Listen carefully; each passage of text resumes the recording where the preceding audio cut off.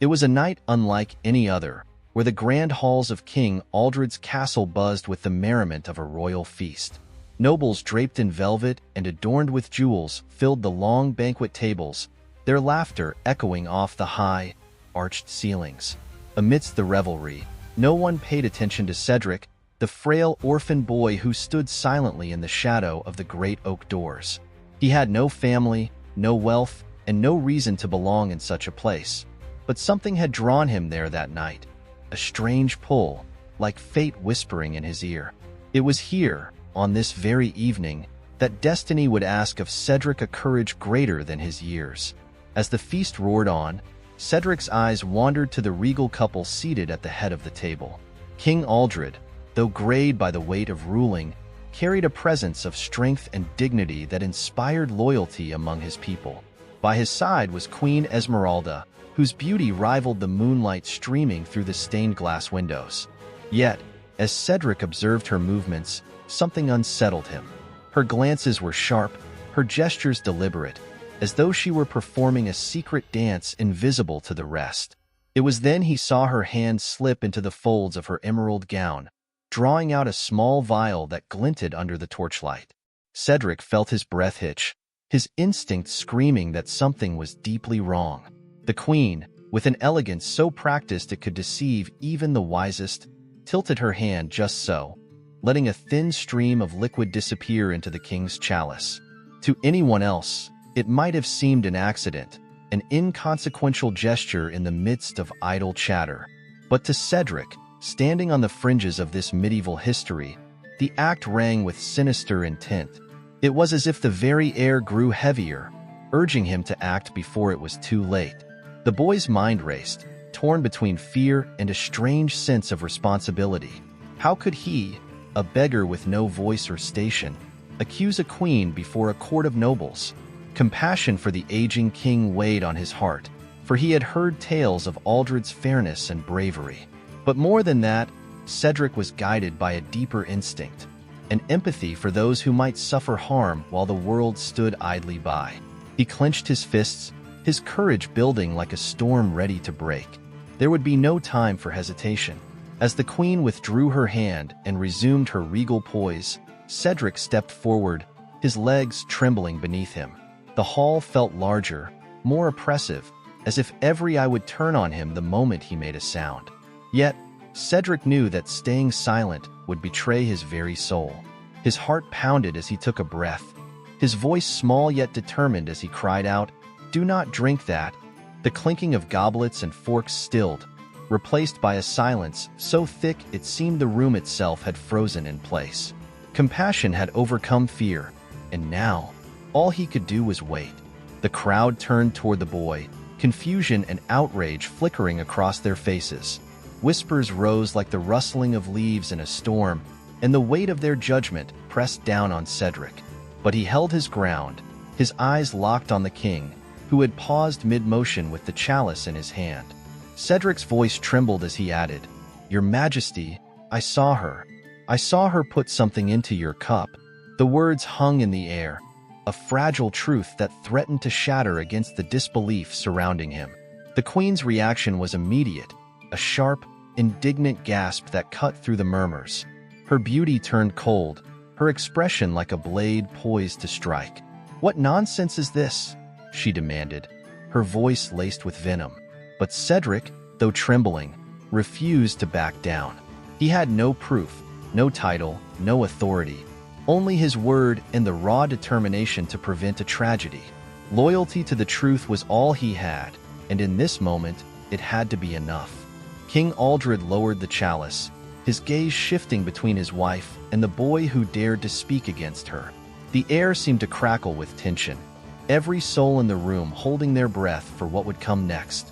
Cedric could feel the weight of the king's scrutiny, but also a glimmer of something else, understanding, perhaps, or curiosity. The boy's interruption had thrown the feast into chaos, but it was a chaos that might yet reveal the threads of a deeper betrayal. And so, the story of compassion, betrayal, and courage had begun to unfold. We are just at the beginning of a channel that will be huge and will bring incredible medieval emotional stories, and you can help us just by subscribing, activating the bell, and leaving your like. Comment if you feel motivated by this story. King Aldred sat at the head of the table, a figure of quiet strength amidst the cacophony of the grand feast. His every movement, though deliberate, carried the weight of a ruler who had spent decades earning the loyalty of his people.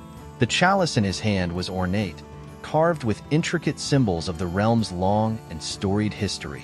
Yet in this moment, as he raised it to his lips, that same chalice became the unwitting vessel of treachery. The king's eyes met Cedric's, the boy's cry piercing through the haze of celebration like an arrow aimed at his heart. The room seemed to hold its breath as Aldred froze, his hand trembling ever so slightly under the weight of uncertainty. In the silence that followed Cedric's warning, the king's gaze softened, though it remained sharp with suspicion. Was this boy merely seeking attention, or was there a deeper truth behind his desperate shout? Aldred's mind raced through countless battles and betrayals he had survived, but this moment, surrounded by those he trusted most, felt like a betrayal far closer to home. The emotional story unfolding before him was one he never expected to live. As whispers rippled through the hall, Queen Esmeralda rose from her seat, her expression a mask of wounded pride. "This is absurd," she exclaimed, her voice ringing out with practiced indignation. How dare this child interrupt the king's feast with such lies? But her tone, though commanding, carried a brittle edge, like glass threatening to crack. Aldred, ever perceptive, noticed it, the faint quiver in her hand, the subtle flicker of her eyes. His loyalty to his queen clashed with a gnawing unease that he couldn't ignore. Cedric, though dwarfed by the towering nobles and the weight of their judgment, stepped forward, his voice steady despite the fear knotting his stomach. "Your Majesty, I saw her with my own eyes," he said, his words like stones dropped into a still pond. "She poured something into your chalice when no one else was watching." His empathy for the king's plight, a man who had shown compassion to his people, drove him to speak with a conviction that belied his years. The room erupted into a cacophony of gasps and murmurs, but Cedric stood firm. Aldred studied the boy intently, his years of ruling teaching him to read the subtleties of a person's heart. Cedric's ragged clothes and thin frame spoke of a life hardened by struggle, yet his eyes held no malice, only a plea to be believed. For a moment, Aldred hesitated, the weight of the chalice in his hand feeling heavier than ever. The feast that had begun with laughter and light now felt cloaked in shadow, the air thick with the unspoken truths of medieval betrayal. Still, the king had learned long ago that truth often comes from unexpected places. The queen's composure began to slip as the room's attention turned toward her. "This is a child's fantasy," she scoffed, though her voice no longer carried the same authority. "Surely, my king, you wouldn't entertain such nonsense." But Aldred's instincts told him otherwise. There was something in Cedric's demeanor, a raw honesty, a courage that couldn't be faked, that made him pause. His compassion for those who dared speak the truth, no matter the cost, had guided his reign, and now it urged him to consider the boy's warning. The hall grew quieter as Aldred raised a hand, signaling for silence. He looked down at the chalice, its contents glinting in the candlelight, then back at Cedric. "If what you say is true," the king began, his voice measured but firm, "then I must know for certain." His words, though calm, sent a ripple of unease through the crowd. The nobles exchanged wary glances, their faith in the queen beginning to waver. Esmeralda's hands clenched at her sides, her mask of elegance faltering under the weight of growing suspicion. Before the king could take another step, the boy spoke again, his voice filled with urgency. "Please, your Majesty," Cedric implored, his eyes wide with both fear and determination. "If you trust her more than me, then smell the wine. Just one smell, and you'll see I'm not lying." His plea, though simple, carried the kind of emotional weight that left the room hanging on the king's next move. For Aldred, the moment had crystallized into a choice: to dismiss the warning and risk a tragedy, or to follow the courage of a boy who had everything to lose and nothing to gain. The hall seemed to darken as all eyes turned toward Queen Esmeralda, her composure teetering on the edge of collapse. For years, Her grace and beauty had been the foundation of her image, a queen adored by nobles and admired from afar. But in that moment, the whispers of suspicion clawed at her like shadows in the flickering torchlight. Her lips parted in protest, her voice sharp as she declared, "This is preposterous. A boy like that seeks nothing but attention." Yet, the words felt hollow, her confidence slipping like water through trembling hands. King Aldred's gaze, once filled with trust, now bore into her with a quiet intensity that shook her resolve. He had shared a throne with this woman, trusted her counsel, and celebrated victories by her side. But as Cedric's words replayed in his mind, the fragile foundation of that trust began to crumble. Aldred, who had always prided himself on seeing the truth behind polished facades, couldn't ignore the tremor in her voice or the way her eyes refused to meet his. The emotional story unfolding before him painted a betrayal too deep to dismiss. Cedric stood firm, his small frame dwarfed by the weight of the moment, but unyielding in his resolve. "Your Majesty," he said, his voice steady and clear, "I have no reason to lie. What I saw was real." His words were laced with empathy for the king, who now bore the weight of doubt that no ruler should have to endure. Cedric's courage, though born from desperation, carried an unshakable conviction that pierced through the rising tension like a beacon of truth. The nobles exchanged uneasy glances, their faith in Esmeralda wavering. Esmeralda's mask of elegance began to crack as the king's questions grew sharper. "Why would a beggar invent such a tale?" Aldred asked, his voice calm yet cutting. The queen faltered, her hands clutching the folds of her gown, as if searching for strength she no longer possessed. "He is a liar," she snapped, though the fire in her words lacked the conviction of someone truly innocent. The hall grew quieter still, the weight of medieval betrayal settling heavily over every soul in the room. It wasn't long before whispers of her secret began to ripple through the crowd like an undercurrent. Tales of her closeness with Marshal Edric, a man celebrated for his heroism on the battlefield, began to surface in hushed tones. Esmeralda had always spoken of loyalty, yet now, her actions suggested something darker, a desire that had led her down a path of treachery. The very nobles who had once sung her praises now exchanged knowing looks, the pieces of her secret life beginning to fall into place. Cedric's courage emboldened the room, planting seeds of doubt that grew with every passing second. "I saw her," the boy repeated, his voice unyielding despite the queen's icy glare. His compassion for the king and his sense of justice gave him a strength that no title or wealth could replicate. Aldred's eyes narrowed as he weighed the evidence, the truth beginning to dawn upon him like the slow rise of dawn after a dark night. And with it came a pain deeper than any sword could inflict. The queen's voice broke the silence, trembling as she attempted to regain control of the narrative. "I have done nothing but serve this kingdom faithfully," she declared, her tone pleading but hollow. "Whatever this child has imagined, it is born of desperation and deceit." Yet, even as she spoke, her confidence faltered. The mention of Marshal Edric's name caused her to visibly flinch, a fleeting moment that did not escape Aldred's notice. It was a crack in her armor, one that widened with every second. King Aldred finally rose from his seat, his presence towering over the hall. "Esmeralda," he said, his voice heavy with both sorrow and authority, "is there nothing you wish to confess?" The question hung in the air, a challenge to a woman who had built her life on careful manipulation.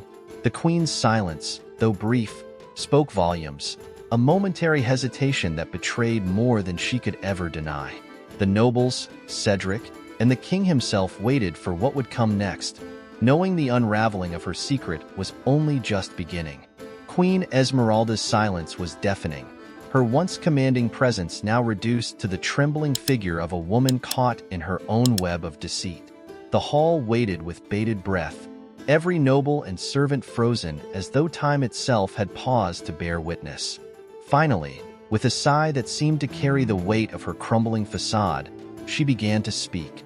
"I have done nothing wrong," she said, her voice shaking, but the conviction in her words faltered. The queen's denial was met with whispers, doubt rippling through the crowd like a stone cast into still waters.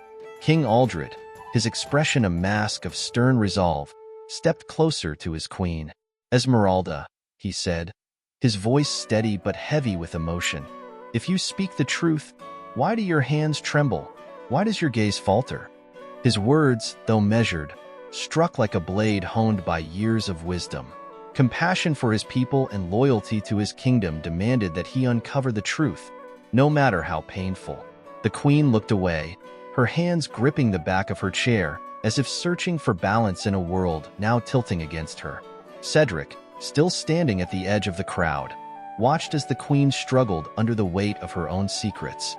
He felt no joy in her undoing, only a profound empathy for the king, who now faced a betrayal as deep as the roots of the ancient oak trees in the castle's courtyard. "Your Majesty," Cedric said, his voice breaking the tense silence, "she poured something into your chalice. Please, don't let her deny it any longer." His words, simple yet powerful, became the spark that ignited the queen's crumbling defenses. Cornered and out of options, Esmeralda's voice cracked as she lashed out, desperation lacing her every word. "You have no idea what it's like," she cried, her tone both angry and broken, "to live in the shadow of a man who cannot give you what you need. An heir, a future." The confession struck the hall like a thunderclap, her words exposing not only her motive but the depth of her resentment. The nobles gasped, their shock filling the air as the emotional story of betrayal unraveled before them. Her confession didn't end there, for the queen, consumed by both fury and sorrow, began to speak of Marshal Edric. "He gave me hope," she admitted, her voice softening to a whisper that seemed to echo against the cold stone walls. "Hope that I could have the life I was denied. A child, a legacy."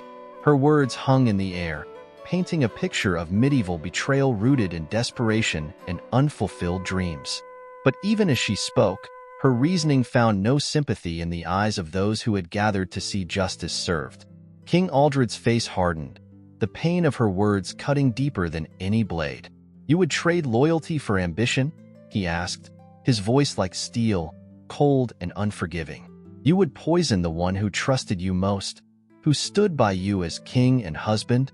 His words carried not just anger but a profound sorrow for the love and trust that had been shattered. The queen fell silent, her gaze dropping to the stone floor, unable to meet the weight of his disappointment. The nobles watched in silence as the king turned to Cedric, his voice now calm but filled with purpose. "This boy," Aldred said, gesturing toward Cedric, "has shown more loyalty and courage than the one who swore to stand by my side." His words echoed through the hall, a declaration that no station or title could overshadow the virtues of compassion and heroism. The queen, now stripped of her dignity, looked smaller than she ever had, her betrayal laid bare for all to see. With a heavy heart, King Aldred gave the order. "Take her away," he commanded, his voice trembling only slightly as guards stepped forward to escort the queen from the hall. Esmeralda didn't resist, her head bowed as the reality of her actions settled over her like a shroud. The hall remained silent, the weight of judgment filling every corner. Yet, in that silence, Cedric felt a flicker of hope, a sense that justice, though painful, had been served. And as the queen disappeared beyond the great oak doors, the story moved toward its next chapter, where courage would be rewarded and lives forever changed. The great hall, once heavy with the weight of betrayal, now seemed lighter, though traces of tension lingered in the air. As the guards led Queen Esmeralda away, King Aldred's gaze shifted to Cedric, the young beggar who had risked everything to save his life. For a moment, the king said nothing, his expression unreadable, as if he were measuring the depth of Cedric's courage. The boy stood still, his ragged clothes and thin frame a stark contrast to the nobles around him. Yet, in that moment, Cedric's heroism shone brighter than the finest jewels adorning the court. "Come forward," Aldred commanded, his voice carrying both authority and warmth. Cedric hesitated, unsure if he was being summoned for praise or reprimand. But the king's eyes held no malice, only a deep gratitude that was hard to put into words. The boy stepped forward, his heart pounding as he approached the throne. The silence of the hall was almost deafening, every noble watching with bated breath. Cedric, who had spent most of his life unnoticed, now stood at the center of medieval history, his name etched into its story. Aldred rose from his throne, his imposing figure towering over the boy yet lacking any trace of intimidation. "You have shown compassion and courage, qualities that no title or wealth can buy," the king declared, his voice steady. "In the face of danger, you acted with a heart untainted by fear or greed." The king's words carried a weight that brought tears to Cedric's eyes. He had never been praised, never been recognized for anything, and now the most powerful man in the kingdom was thanking him. The emotional story that had begun in the shadows had brought him into the light. The nobles murmured among themselves, some nodding in agreement, while others looked skeptical. Cedric was no knight, no lord, just a boy who had grown up on the harsh streets of the kingdom. Yet, Aldred saw beyond his humble beginnings. "From this day forth," the king announced, his voice carrying across the hall, "Cedric shall be my ward. He will live under my protection, and his future will be as bright as the courage he has shown today." The room erupted into applause, the sound a mix of approval and surprise. Cedric's heart raced as the king placed a firm hand on his shoulder, a gesture of both reassurance and promise. For the first time in his life, Cedric felt the warmth of loyalty, a bond that transcended social standing and wealth. "I didn't do it for a reward," Cedric said softly, his voice barely audible above the applause. "I just couldn't let something terrible happen." The king's expression softened further, his empathy for the boy evident in his eyes.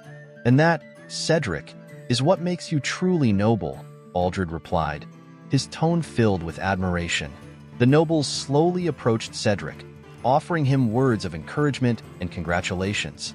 Though he still felt out of place among their silks and jewels, Cedric began to realize that he had earned their respect.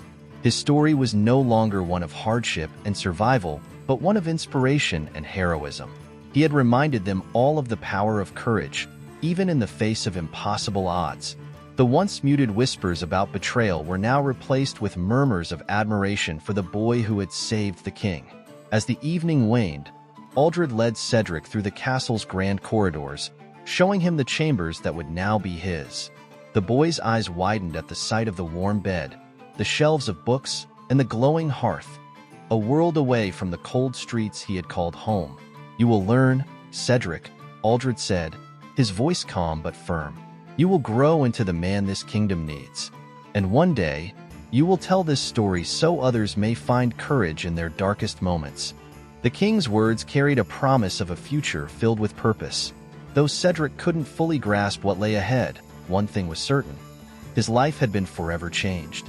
The courage that had compelled him to speak up had brought him not only justice but also a place where he truly belonged. As the flames in the hearth danced, casting flickering shadows on the stone walls, Cedric allowed himself a rare smile. His story was far from over. It had only just begun, filled with the hope and loyalty that would guide him through the chapters yet to come.